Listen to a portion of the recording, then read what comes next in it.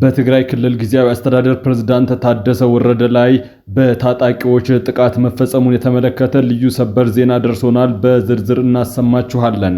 በአማራ ክልል እየተደረገ ያለው ጦርነት ተባብሶ ቀጥሏል። ልዩ ሰበር ዜና ይዘን መተናል። በቆይታችን በዝርዝር እናቀርበዋለን። በንጹሃን ላይ ያነጣጠረ ግድያ ተጠናክሮ ቀጥሏል። ከኦሮሚያ ክልል አርሲ ዞን የተሰማውን እጅግ አሳዛኝ ዜና ከመረጃችን ተሰማላችሁ። በፈረንሳይና በኢትዮጵያ መከላከያ ሰራዊት የጋራ ስምምነቶች ልዩ ዜና ተሰምተዋል። ተጨማሪ ዘገባው በቆይታችን ይቀርባል። ክቡራትና ክቡራን የጥበብ ሚዲያ ቤተሰቦች በዛሬው ቆይታችን እነዚህንና ሌሎችንም ሀገር አቀፍና ዓለም አቀፍ መረጃዎችን በዝርዝር የምናቀርብላችሁ ይሆናል። ከኛ ጋር ስለሆናችሁ መረጃን ከጥበብ ስለምትከታተሉ ከልብ እናመሰግናለን። ሚዲያችን በጋዜጠኞች የተመሰረተ ሚዛናዊና ተአማኒ መረጃዎችን በየዕለቱ የሚያደርሳችሁ ገለልተኛ የሚዲያ ተቋም ነው። ለሚዲያችን አዲስ የሆናችሁ ሰብስክራይብ በማድረግ የደወል ምልክቷን በማብራት የቤቱ አባል ትሆኑ ዘንድ በታላቅ ትህትና እንጋብዛለን። የዕለቱን የቢዝነስ ዘገባዎቹን አስቀድመን ወደ ዝርዝር ዘገባዎቹ እናልፋለን። አንድ የአሜሪካን ዶላር ዛሬ በኢትዮጵያ ንግድ ባንክ 148 ብር ከ4 ሳንቲም ተገዝቶ 151 ብር ከ3 ሳንቲም ይሸጣል። ፓውንድ ስተርሊንግ 191 ብር ከ4 ሳንቲም እየተገዛ 195 ብር ከ2 ሳንቲም ይሸጣል። የአውሮፓ ዩሮ 171 ብር ከ1 ሳንቲም ተገዝቶ 174 ብር ከ6 ሳንቲም ይሸጣል። የስዊዝ ፍራንክ 181 ብር ከ1 ሳንቲም ተገዝቶ 184 ብር ከ7 ሳንቲም ዛሬ እየተሸጠ ያለበት ዋጋ ነው። አንድ የኩዌት ዲናር 474 ብር ከ7 ሳንቲም ተገዝቶ 484 ብር ከ2 ሳንቲም እየተሸጠ ነው። የቻይና ዩዋን 20 ብር ከ4 ሳንቲም ተገዝቶ 20 ብር ከ8 ሳንቲም ይሸጣል። አንድ የተባበሩት አረብ ኤምሬት ድርሃም 40 ብር ከ4 ሳንቲም እየተገዛ 41 ብር ከ2 ሳንቲም የዕለቱ መሸጫ ዋጋ ነው። የሳውዲ ሪያል 39 ብር ከ5 ሳንቲም ተገዝቶ 40 ብር ከ3 ሳንቲም በዛሬው ዕለት እየተሸጠ ያለበት ዋጋ ነው። ከንጋት ሐይቅ ባለፉት 3 ወራት ከተመረተ ዓሳ 704 ሚሊዮን ብር ገቢ መገኘቱ ተገለጸ። በ2018 በጀት ዓመት በመጀመሪያው ሩብ ዓመት በታላቁ የኢትዮጵያ ህዳሴ ግድብ አማካኝነት ከተፈጠረው ንጋት ሐይቅ 1408 ቶን የዓሳ ምርት መገኘቱን የቤንሻንጉል ጉሙዝ ክልል ግብርና ቢሮ አስታውቋል። በቢሮው የእንስሳት ዘርፍ ምክትል ኃላፊ ብርሃኑ ኢተቻ በሩብ ዓመቱ ከተመረተው ዓሳ 704 ሚሊዮን ብር ገቢ መገኘቱን ተናግረዋል። በ2018 በጀት ዓመት 9653 ቶን ዓሳ ለማምረት መታቀዱን የገለጹት ኃላፊው የክረምት ወቅት ዓሳ ለማምረት ምቹ አለመሆኑ የሩብ ዓመቱን የዓሳ ምርት ዝቅተኛ እንዲሆን ምክንያት መሆኑን አስረድተዋል። በሚቀጥሉት ወራት የሚገኘው የዓሳ ምርትን ለማሳደግ 72 ማህበራት የዓሳ ማስገር ፈቃድ መውሰዳቸውን ተናግረዋል። ከግድቡ የሚገኘው ዓሳ በአግባቡ ጥቅም ላይ ለማዋል የአካባቢው ህብረተሰብና ዓሳ የሚያወጡ ማህበራትን ግንዛቤ የማሳደግ ስራ እየተሰራ መሆኑን ጨምረው ገልጸዋል። በህዳሴው ግድብ በተፈጠረው ሰው ሰራሽ ሐይቅ ከ29 በላይ የዓሳ ዝርያዎች የሚገኙ ሲሆን አንዱ በአማካኝ 15 ኪሎ ግራም እና እስከ 20 ኪሎ ግራም እንደሚመዝን ተገልጿል። በተጨማሪም 80 ኪሎ ግራም የሚመዝን ናይል ፓቸር የተባለ የዓሳ ዝርያ እንደሚገኝም ገልጸዋል። የኢትዮጵያ ኦርቶዶክስ ተዋሕዶ ቤተክርስቲያን በሰሞኑ 5 ምዕመኖቿ ተገድለውብኛል ስትል ገለጸች። በአርሲ ዞን መርቲ ወረዳ የሚኖሩ 5 ኦርቶዶክሳውያን ተገድለዋል፣ 3 ምዕመኖች ደግሞ ታግተው ተወስደዋል ነው ያለችው ቤተክርስቲያኗ። ግድያና እገታ የተፈጸመው ረቡዕ ዕለት ጥቅምት 24 2018 ዓመተ ምህረት ከቀኑ 6 ሰዓት ጋዶ ቀበሌ ላይ ነው ብላለች።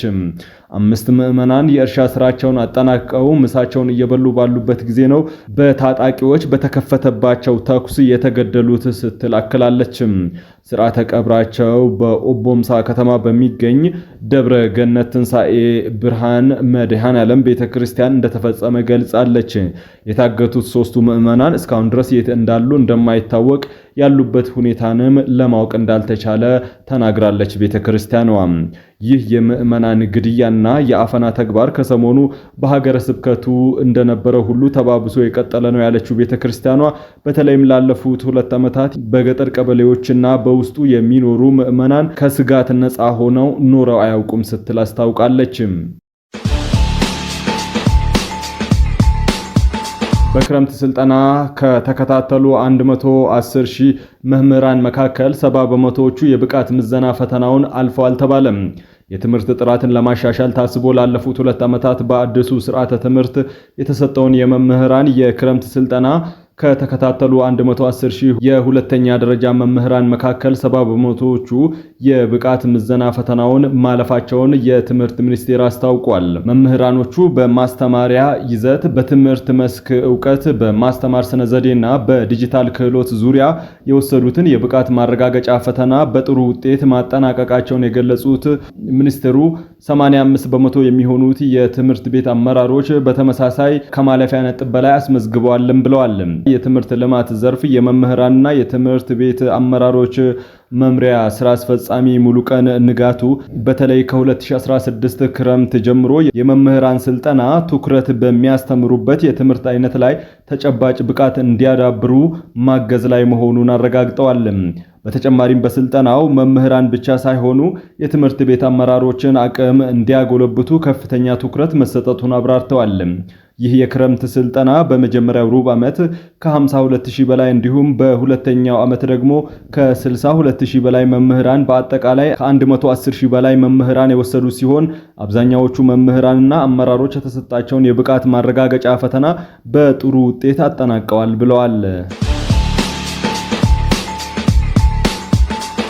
ከህዳር 18 እስከ 19 በአዲስ አበባ ከተማ የፈረንሳይ አፍሪካ ወታደራዊ ጉባኤ ይካሄዳል ተባለም። በዚህ ጉባኤ ላይ የኢትዮጵያ መከላከያ ጠቅላይ ኤታማዦር ሹም ፊልድ ማርሻል ብርሃኑ ጁላን ጨምሮ ከ15 በላይ የአፍሪካ ሀገራት ወታደራዊ አዛዦች እንዲሁም ወታደራዊ ትጥቅ አምራቾች፣ ተመራማሪዎችና ፖሊሲ አውጪዎች ይሳተፉበታል ተብሏል። ለሁለት ተከታታይ ቀናት በሚካሄደው በዚህ ጉባኤ የአፍሪካ ሀገራት ከፈረንሳይ መከላከያ ሰራዊት እንዲሁም ከፈረንሳይ የተለያዩ ወታደራዊ ትጥቅ አምራቾች ጋር የጋራ ወታደራዊ ስምምነቶችና የመሳሪያ ሽያጭ ውል የሚፈጽሙ ይሆናል ተብሏል።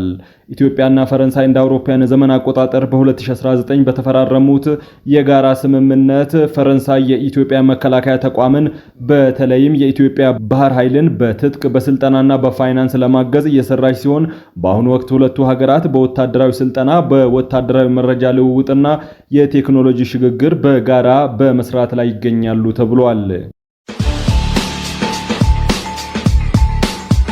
ለፋኖ ታጣቂ ኃይል ውግንና ያለው የአሜሪካ አማራ ማህበር በአማራ ክልል በፋኖ ኃይሎችና በመንግስት የጋራ የጸጥታ ኃይሎች መካከል ግጭት ተስፋፍቶ መቀጠሉን አስታወቀ። በአጠቃላይ በ10 ዞኖች በሚገኙ ከ34 በላይ ወረዳዎችና የከተማ አስተዳደሮች ውስጥ ውጊያ መደረጉን ማህበሩ አስታውቋል። በሳምንቱ ውስጥ በ6 ወረዳዎች በሲቪሎች ላይ ጉዳት መድረሱን የጠቀሰ ሲሆን በተለይም በራያ ቆቦ፣ በኤፍራታና ግድም፣ በደብረ ታቦር፣ በጣች ጋይንት፣ ፎገራ እንዲሁም ሊቦ ከምከም ወረዳዎች መጠቀሳቸውን አስፍሯል። የወሎ ራያ አማራ ማንነት ድንበር አስመላሽ ኮሚቴ ያወጣውን መግለጫ በመጥቀስ ሪፖርቱ የትግራይ ኃይሎች በአላማጣ፣ ኮረም፣ ራያ ባሉ አካባቢዎች ላይ ግድያ፣ ድብደባ፣ እገታና የንብረት ዝርፊያ እንዲሁም ማፈናቀል መፈጸማቸውን በመግለጽ ከሷል። በራያ ባለ ወረዳ 12 ሰዎች የተገደሉ ሲሆን ከ60 ሺህ በላይ ህፃናት ትምህርት ቤቶች ወደ ወታደራዊ ካምፕ በመቀየራቸው ከትምህርት ገበታ ውጪ ሆነዋልም ብለዋል። የትግራይ ኃይሎች በራያ አላማጣ አንድ የቤተ ክርስቲያን አስተዳዳሪ ማሰራቸውን ማህበሩ አመላክቷል። የማህበሩ ሪፖርት የተለያዩ የፋኖ አዛዥ ክፍሎች በመንግስት የጸጥታ ኃይል ላይ ጥቃት መፈጸሙን፣ ከፍተኛ ሰብአዊና ቁሳዊ ኪሳራ ማድረሳቸውን የሚገልጽ መረጃ በዝርዝር አስፍረዋል። በሰሜን ወሎ በመቀሌ ወረዳ የፋኖ ኃይሎች ከመንግስት ኃይሎች ከባድ ውጊያ ማድረጋቸውንና በጋሸና ሆስፒታል የቆሰሉ ወታደሮች መታየታቸውን ሪፖርቱ ጠቅሷል። በላስታ ዋድላ እንዲሁም ግደን ወረዳዎች ተመሳሳይ ከባድ ውጊያዎች ተካሂደዋልም ብለዋል። በጎንደር በዳራ እስቴ፣ ጣሽ ጋይንት፣ ሊቦ ከምከም ወረዳዎች በተደረጉ ውጊያዎች ፋኖዎች ስኬት እንዳስመዘገቡና ከተሞችን መቆጣጠራቸውን ሪፖርቱ አመላክቷል። በተለይ በዳራ ወረዳ ጫሮ ተራራን መቆጣጠራቸውን ሪፖርቱ ገልጿል። በምዕራብ ጎጃም ዞን ስናን ወረዳ ከደብረ ማርቆስ ከተማ አቅራቢያ በተደረገ ውጊያ ከ100 በላይ የመንግስት ወታደሮች መገደላቸውን ከ60 በላይ የጦር መሳሪያዎች መማረካቸውንና 3 ተሽከርካሪዎች መውደማቸውን የፋኖ ምንጮችን ጠቅሶ ሪፖርቱ አስፍሯል። በሰሜን ጎንደር ዞን በመተማ ቋራ ወረዳ በተደረጉ ከባድ ውጊያዎች በድምሩ 95 የመንግስት ኃይሎች መገደላቸውን ከ80 በላይ መቁሰላቸውን ሪፖርቱ ዘርዝሯል። በሰሜን ሸዋ ዞን በመራብቴ በሚዳ ወራሙና እንዲሁም በቡልጋ ወረዳዎች ፋኖዎች ከፍተኛ መጠን ያለው ወታደራዊ ቁሳቁስ መማረካቸውንና የመንግስት ኃይሎች ከቱለፋ ከተማ ለቀው መውጣታቸውን ሪፖርቱ ገልጿል።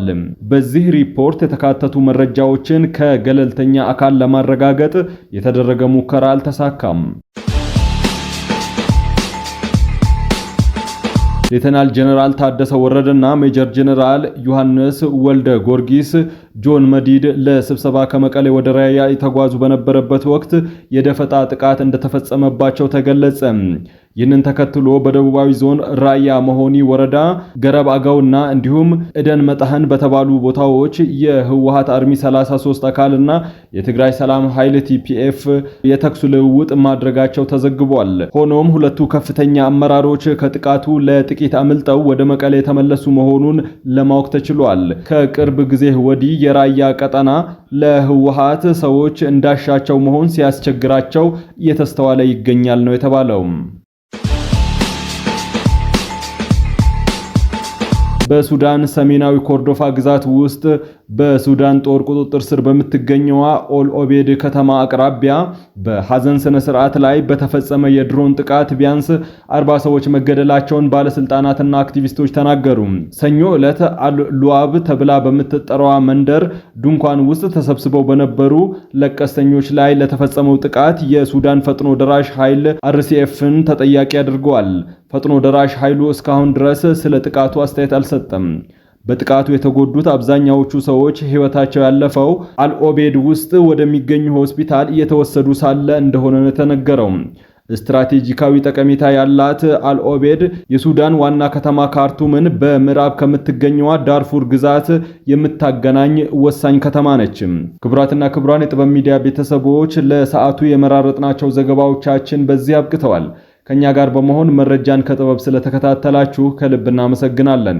ሚዲያችን በጋዜጠኞች የተመሰረተ ሚዛናዊና ተአማኒ መረጃዎችን በየዕለቱ የሚያደርሳችሁ ገለልተኛ የሚዲያ ተቋም ነው።